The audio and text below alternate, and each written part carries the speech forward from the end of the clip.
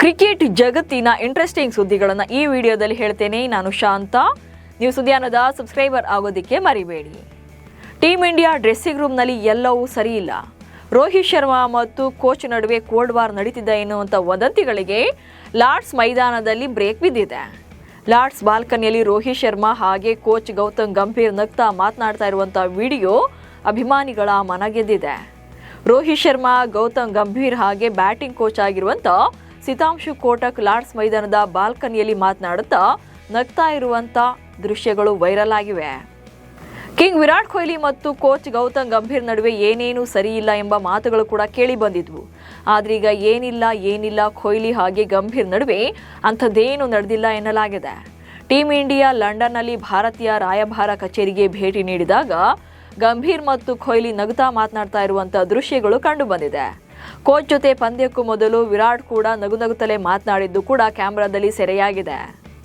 Team India dressing ರೂಮ್ನಲ್ಲಿ ಎಲ್ಲವೂ ಸರಿಯಿಲ್ಲ ಎನ್ನುವಂಥ ಮಾತುಗಳು ಈ ಹಿಂದಿನಿಂದಲೂ ಕೂಡ ಕೇಳಿ ಬರ್ತಾ ಇದೆ. ಇದೀಗ ಡ್ರೆಸ್ಸಿಂಗ್ ರೂಮ್ನಲ್ಲಿ ಆಟಗಾರರಿಗೆ ಮಾನಸಿಕ ಕಿರುಕುಳ ನೀಡಲಾಗ್ತಾ ಇದೆ ಎಂಬ ಆರೋಪ ಕೇಳಿ ಬಂದಿದೆ. ಇಂಗ್ಲೆಂಡ್ ವಿರುದ್ಧ ಏಕದಿನ ಸರಣಿಯುದ್ದಕ್ಕೂ ಕೂಡ ಅವಕಾಶ ಸಿಗದೆ ಮೂಲೆ ಗುಂಪಾಗಿರುವ ಸ್ಟಾರ್ ಸ್ಪಿನ್ನರ್ ಕುಲ್ದೀಪ್ ಯಾದವ್ ಮಾನಸಿಕ ಹಿಂಸೆಗೆ ಬೇಸತ್ತು ಅಂತಾರಾಷ್ಟ್ರೀಯ ಕ್ರಿಕೆಟ್ಗೆ ವಿದಾಯ ಹೇಳೋಕೆ ಸಜ್ಜಾಗಿದ್ದಾರೆ ಎನ್ನಲಾಗ್ತಿದೆ. ಇದಕ್ಕೆ ಪುಷ್ಟಿ ನೀಡುವಂತೆ ಮಾಜಿ ಆಟಗಾರರಾದ ಆರ್ ಅಶ್ವಿನ್ ಹಾಗೆ ಮೊಹಮ್ಮದ್ ಕೈಫ್ ಕುಲ್ದೀಪ್ಗೆ ಚಾನ್ಸ್ ನೀಡದೇ ಇರುವುದಕ್ಕೆ ಗಂಭೀರ್ ವಿರುದ್ಧ ಆಕ್ರೋಶ ವ್ಯಕ್ತಪಡಿಸಿದ್ದಾರೆ. ಇಂಗ್ಲೆಂಡ್ನ ಐತಿಹಾಸಿಕ ಲಾರ್ಡ್ಸ್ ಮೈದಾನದಲ್ಲಿ ಇಂಗ್ಲೆಂಡ್ ವಿರುದ್ಧದ ರೋಹಿತ್ ಶರ್ಮಾ ಭರ್ಜರಿ ಶತಕ ದಾಖಲಿಸಿದ್ದು ಅಭಿಮಾನಿಗಳ ಪಾಲಿಗೆ ಮರೆಯಲಾಗದ ಕ್ಷಣವಾಗಿದೆ. ಹಾಗೆ ರೋಹಿತ್ ಪತ್ನಿ ರಿತಿಕಾಗೂ ಕೂಡ ಭಾವುಕ ಕ್ಷಣವಾಯಿತು. ಸೆಂಚುರಿ ಸಿಡಿಸಿ ಚರಿತ್ರೆ ಸೃಷ್ಟಿಸಿದ ರೋಹಿತ್ ಶರ್ಮಾರ ಸಾಧನೆಗೆ ಪತ್ನಿ ರಿತಿಕಾ ಗ್ಯಾಲರಿಯಲ್ಲಿ ಭಾವುಕರಾಗಿ ಕಣ್ಣೀರಿಟ್ಟಿದ್ದಾರೆ. ಅತ್ತ ಪತ್ನಿ ಭಾವುಕರಾಗ್ತಾ ಇದ್ದಂತೆ ಇತ್ತ ಮೈದಾನದಿಂದಲೇ ರೋಹಿತ್ ಶರ್ಮಾ ಫ್ಲೈಯಿಂಗ್ ಕಿಸ್ ನೀಡೋ ಮೂಲಕ ಸಂಭ್ರಮಿಸಿದ್ದಾರೆ. ಕ್ರಿಕೆಟ್ ಕಾಶಿಯಲ್ಲಿ ಸೆಂಚುರಿ ಸಿಡಿಸಿದ ರೋಹಿತ್ ಶರ್ಮಾ ತಮ್ಮ ಏಕದಿನ ಕ್ರಿಕೆಟ್ ಭವಿಷ್ಯದ ಬಗೆಗಿನ ಟೀಕೆಗಳಿಗೆ ಉತ್ತರ ಕೊಟ್ಟಿದ್ದಾರೆ. ರೋಹಿತ್ ಶರ್ಮಾ ಬ್ಯಾಟಿಂಗ್ ಕೋಚ್ ಸಿತಾಂಶು ಕೋಟಕ್ ಜೊತೆ ಮಾತನಾಡ್ತಾ ಒಂದು ವಿಚಾರ ಹೇಳಿದ್ದಾರೆ. ಹೊರಗಡೆ ಏನು ನಡೀತಾ ಇದೆ ಅನ್ನೋದರ ಬಗ್ಗೆ ನಮ್ಗೆ ಯಾಕೆ ಚಿಂತೆ ಎಂಬ ಮಾತನ್ನ ರೋಹಿತ್ ಹೇಳಿದ್ದಾರೆ. ಈ ವಿಡಿಯೋದಲ್ಲಿ ರೋಹಿತ್ ಶರ್ಮಾ ಹೇಳಿರುವಂಥ ಮಾತು ಕೇಳಿದ್ರೆ ನಿವೃತ್ತಿಯ ಸುದ್ದಿ ಕೇವಲ ರೂಮರ್ ಅನ್ನೋದು ಮತ್ತೊಮ್ಮೆ ಪ್ರೂವ್ ಆಗಿದೆ. ರೋಹಿತ್ ಶರ್ಮಾ ಶತಕದ ಮೂಲಕ ನಿವೃತ್ತಿ ವದಂತಿಗೆ ಬ್ರೇಕ್ ಹಾಕಿದ್ದಾರೆ. ಹಾಗೆ ಈ ಪ್ರತಿಕ್ರಿಯೆ ಕೂಡ ನೀಡಿದ್ದಾರೆ.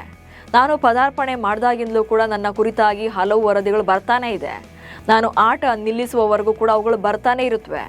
ಮೈದಾನದಲ್ಲಿ ನನ್ನ ಆಟ ಮಾತ್ರವೇ ನನಗೆ ಮುಖ್ಯ ಆಗುತ್ತೆ.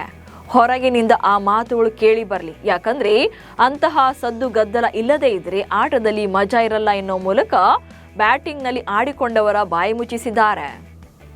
ಇಂಗ್ಲೆಂಡ್ ವಿರುದ್ಧ ನಡೆದ ಮೂರನೇ ಏಕದಿನ ಪಂದ್ಯದಲ್ಲಿ ಭಾರತ 27 ರನ್ಗಳಿಂದ ಸೋಲನ್ನ ಕಂಡಿದೆ.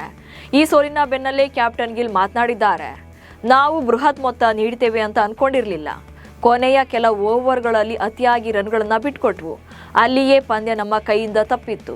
ಇಂಗ್ಲೆಂಡ್ ಆರಂಭಿಕ ಆಟಗಾರನ ಕಟ್ಟಿ ಹಾಕೋಕೆ ನಮ್ಮ ಬೌಲರ್ಗಳಿಗೆ ಸಾಧ್ಯವಾಗಲಿಲ್ಲ ಎಂದಿದ್ದಾರೆ ಗಿಲ್. ಇಂಗ್ಲೆಂಡ್ನ ಆಟಗಾರ ಬೆನ್ ಡಕೆಟ್ ಲಾರ್ಡ್ಸ್ನಲ್ಲಿ ಭಾರತದ ವಿರುದ್ಧ 141 ರನ್ ಗಳಿಸಿ ಇತಿಹಾಸ ನಿರ್ಮಿಸಿದ್ದಾರೆ. 47 ವರ್ಷಗಳ ಹಳೆಯ ದಾಖಲೆಯನ್ನ ಬ್ರೇಕ್ ಮಾಡಿದ್ದಾರೆ. ಲಾರ್ಡ್ಸ್ನಲ್ಲಿ ಏಕದಿನ ಕ್ರಿಕೆಟ್ ಇತಿಹಾಸದಲ್ಲಿ ಅತಿ ಹೆಚ್ಚು ರನ್ ಗಳಿಸಿದ ಬ್ಯಾಟ್ಸ್ಮನ್ ಎನಿಸಿಕೊಂಡಿದ್ದಾರೆ.